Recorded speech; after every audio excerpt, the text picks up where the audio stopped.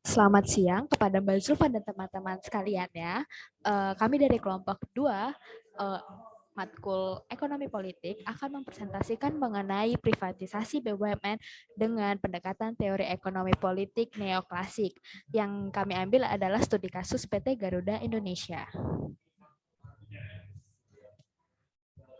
Ya, berikut adalah tim dari kelompok 2, ada Ines dengan NIM H141838, yang kedua ada Cahaya dengan NIM H141860, yang ketiga ada Filza dengan NIM H141864, dan saya sendiri Nyoman Desvi dengan NIM H141884. Ya, berikut resume jurnal yang kami ambil, yaitu dengan judul jurnal Privatisasi BUMN dan Peranannya terhadap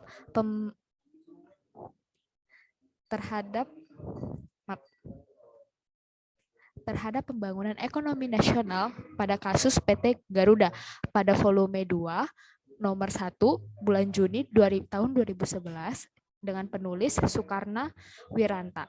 Nah, pada resume jurnal ini, secara teoritis, privatisasi membantu terbentuknya pasar bebas, berkembangnya kompetisi kapitalis yang para pendukungnya dianggap akan memberikan harga yang lebih kompetitif kepada publik. Tujuan utama dari privatisasi adalah membuat usaha itu sendiri menjadi lebih sehat, karyawannya lebih sejahtera, dan usahanya tidak menjadi beban negara. Maka privatisasi dalam kenyataannya mengalihkan kepemilikan negara atau yang diwakili oleh pemerintah kepada sektor swasta.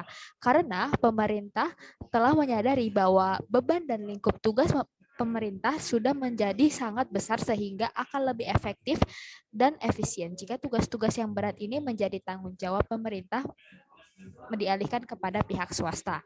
Nah, privatisasi PT Garuda Indonesia dalam upaya menambah belanja modal untuk mendatangkan 24 unit pesawat, mengembangkan teknologi informasi, dan perluasan rute barunya. Untuk itu, PT Garuda Indonesia menawarkan IPO pada akhir tahun 2010.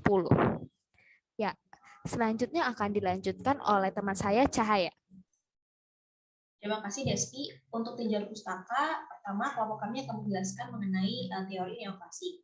Pendekatan neoklasik ini dianggap neoklasik lahir pada dekade 1870, yaitu bertepatan dengan bangkitnya aliran marginalis dalam ilmu ekonomi.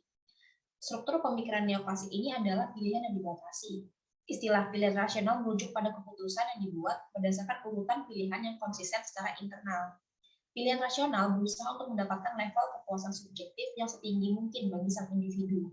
Dalam ekonomi politik klasik, pasar dipandang sebagai sistem yang terdiri dari transaksi-transaksi yang dilakukan secara sukarela antar beberapa pemilik properti yang independen yang semuanya sama-sama mengejar kepentingan pribadi sendiri-sendiri. Menurut pandangan neoklasik, transaksi ini baru akan terjadi kalau dianggap bisa memberikan peningkatan kesejahteraan bagi kedua belah pihak yang terlibat dalam transaksi. Selanjutnya, ada juga penjelasan mengenai privatisasi BUMN. Menurut Undang-Undang Nomor 19 Tahun 2003 tentang BUMN, privatisasi adalah penjualan saham persero, baik sebagian maupun seluruhnya kepada pihak lain, dalam rangka meningkatkan kinerja dan nilai perusahaan, memperbesar manfaat bagi negara dan masyarakat, serta memperluas kepemilikan saham oleh masyarakat. Motivasi banyak negara melakukan privatisasi ini adalah untuk memperbaiki kinerja BUMN dan masalah siapa yang bertanggung jawab atas kinerja BUMN tersebut, seperti mengurangi monopoli, membangun mekanisme pasar dalam rangka memacu efisiensi usaha, dan meningkatkan penerimaan negara melalui berbagai cara, seperti mengurangi subsidi kepada BUMN dengan harapan dapat meningkatkan kontribusi negara atas dividen dan dalam jangka panjang dapat meningkatkan penerimaan pajak. Selanjutnya akan dijelaskan oleh teman saya Ines. Selanjutnya, saya akan membahas terkait profil PT Garuda Indonesia. Perseroan ini didirikan dengan nama Garuda Indonesia yang berkedudukan di Jakarta. PT Garuda Indonesia merupakan perusahaan BUMN yang berbentuk perseroan terbatas yang modalnya terbagi dalam saham yang seluruhnya atau paling sedikit 51% sahamnya dimiliki oleh pemerintah atas nama negara. Tujuan utamanya adalah PT Garuda Indonesia ini mengejar keuntungan. Selain itu, sesuai dengan visi dan misi perusahaan PT Garuda Indonesia, yaitu sebagai perusahaan penerbangan pembawa bendera bangsa Indonesia yang mempromosikan Indonesia kepada dunia guna menunjang pembangunan ekonomi nasional dengan memberikan pelayanan yang profesional. Pada tahun 2008, maskapai ini telah menerima sertifikasi IATA Operational Safety Audit IOSA dari IATA. Dan pada tahun 2011, tepatnya pada 11 Februari, PT Garuda Indonesia memutuskan untuk memulai Initial Public Offering IPO yang membuat Persero tersebut menjadi perusahaan terbuka dan sahamnya dapat dimiliki oleh publik. Dan secara resmi mendaftarkan diri menjadi perusahaan terbuka dengan mencatatkan 6.335.736.000 sahamnya di BI dengan kode GIAA. Selanjutnya, mengenai latar belakang privatisasi PT Garuda Indonesia. Privatisasi PT Garuda Indonesia dilatar belakangi karena beberapa hal. Pertama, neraca PT Garuda Indonesia yang terus defisit. Karena hal tersebut terjadi di tahun 2000-an mengalami kerugian yang besar dan berkelanjutan, dan juga diparahkan dengan utang yang cukup besar. Kerugian tersebut tercatat pada tahun 2004 dengan angka defisit sebesar 811 miliar rupiah dan tahun 2005 sebesar 688 miliar rupiah. Kerugian ini disebabkan oleh adanya krisis pada perusahaan tersebut, baik secara internal maupun eksternal. Selanjutnya adanya defisit keuangan negara.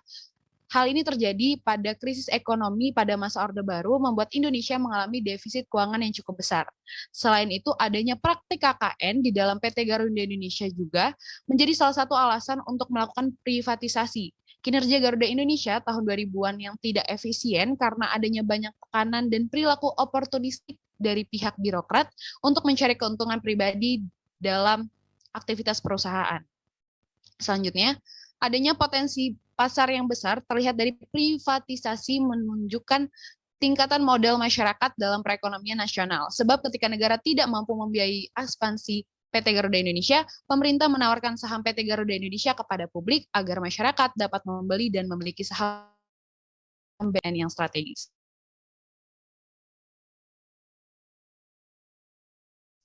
Yang ketiga adalah dampak privatisasi PT Garuda Indonesia.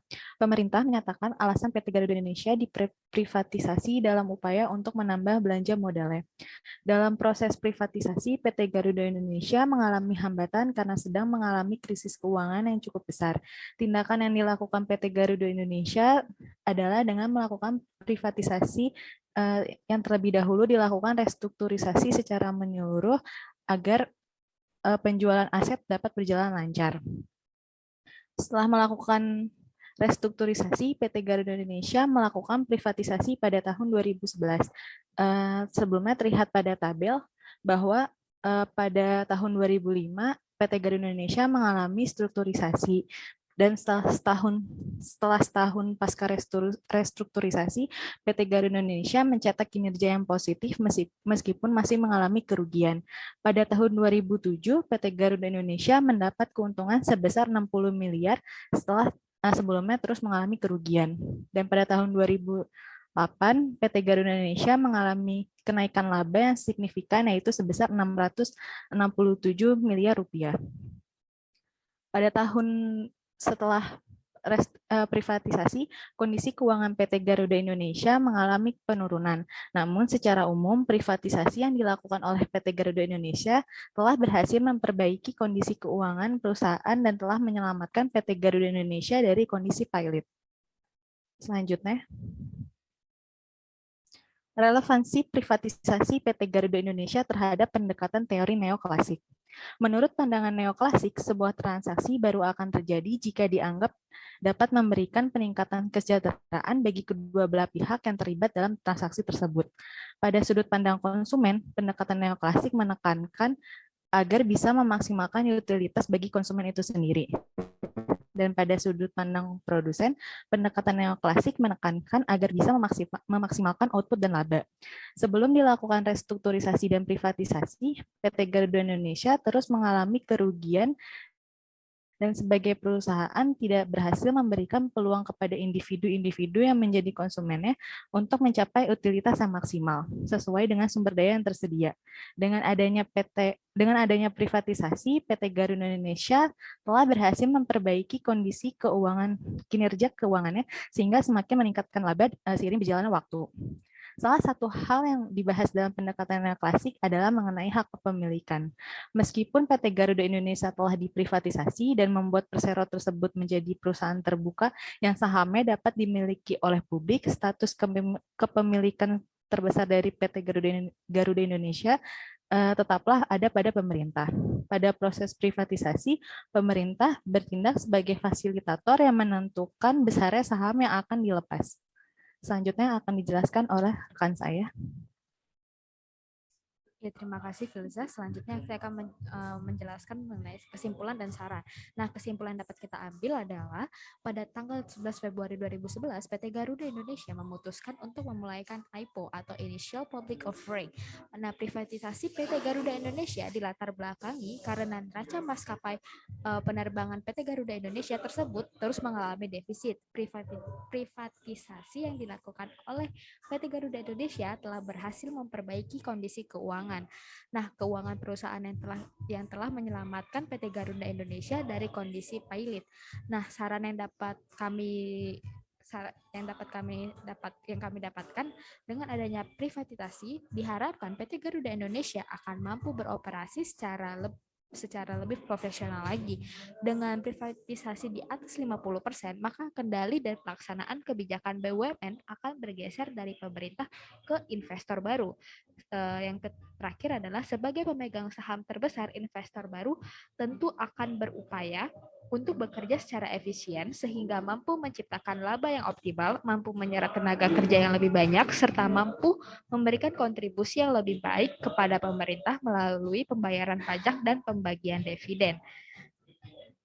Ya. Selanjutnya ini adalah lampiran jurnal yang telah kami resum. Sekian dari kelompok 2. Terima kasih telah menonton. Sampai jumpa kembali.